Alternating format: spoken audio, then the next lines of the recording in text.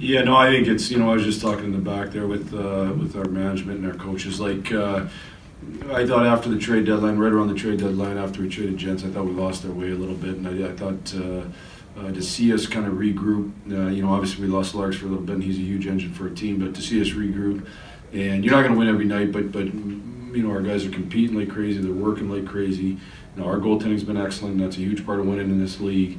But we've talked tons about making sure that we're not in this situation a year from now, pushing for a better future.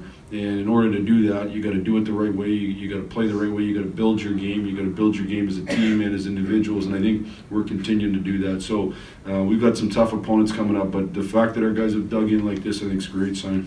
After last year's deadline, I think you guys only won 4 of the last 20 or so.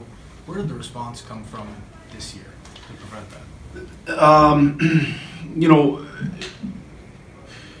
I would just say that certainly, I thought when Larks first came back from injury, he wasn't playing to the level that we're used to him playing, and I think since he's been back playing at that level, him and Mantha and Bert and Double A have been excellent, and they've been driving our team that way. I think the Kaiser's been excellent. I think Crownwell's been excellent. I think Hronik's done a really good job. So I think those guys are driving it, and as I said, the goaltending's been really good. I don't know. It's hard to compare.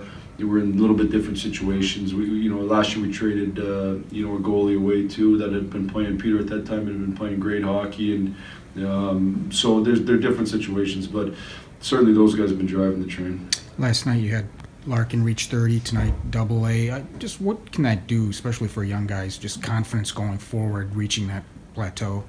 Well, I think it's great for their confidence. I think it's good for their organization. It's been 10 years. Now it's a mark that you don't want to get to once. You want to keep building, getting there again. So there's lots of hard work ahead of each one of them.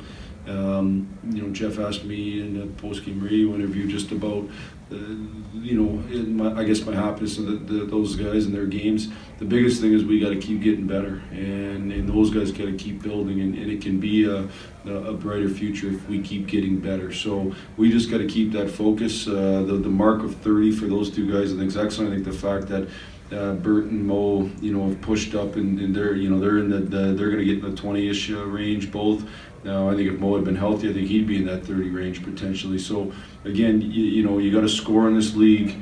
They've done a real good job of helping to push that.